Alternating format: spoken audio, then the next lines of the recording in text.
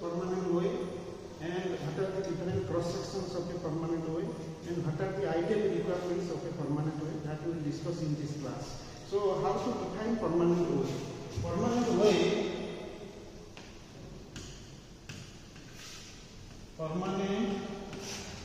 is defined as the combination of rails which is fitted to sleepers and the sleepers are mounted over the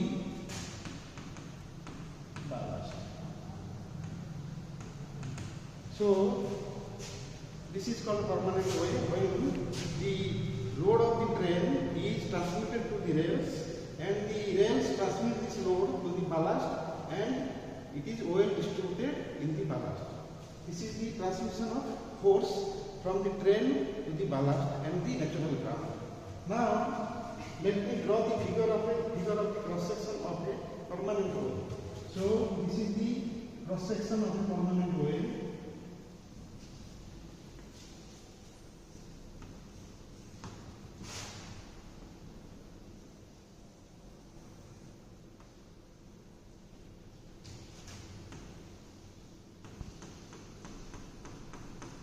This one is called,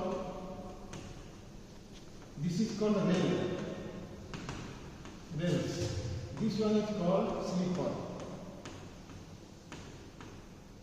This one is ballast and sub-ballast. And this one is called subsoil. Subsoil or natural ground. So if we discuss the cross section, this is the sleeper, these are the two rails, and the sleeper is mounted on the ballast, the sub-ballast, and this level is subsoil or natural ground. So this is the cross section of a permanent way. Now let us discuss what are the ideal requirements of a permanent way. So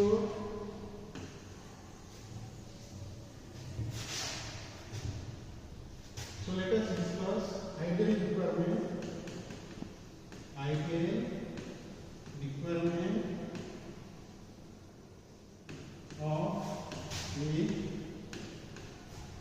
a permanent way.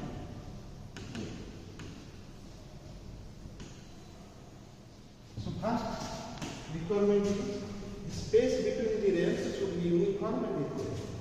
The space between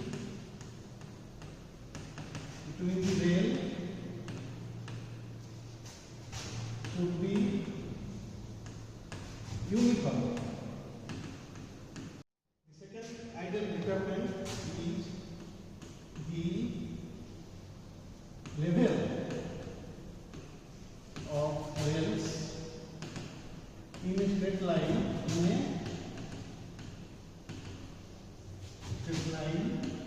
should be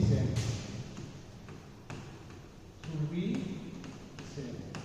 This is one of the important requirements of ideal permanent way. Then the super elevation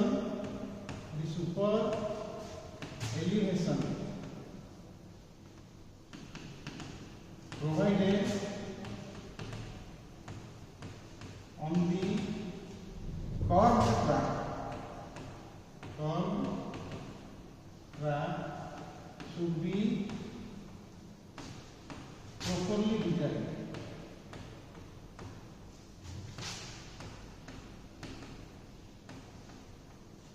Super elevation provided on the curved track should be properly designed.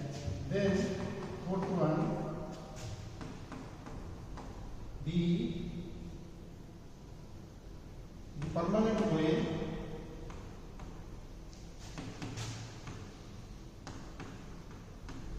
should be able to take load of the trains. Load of the trains. For fifth one, the permanent way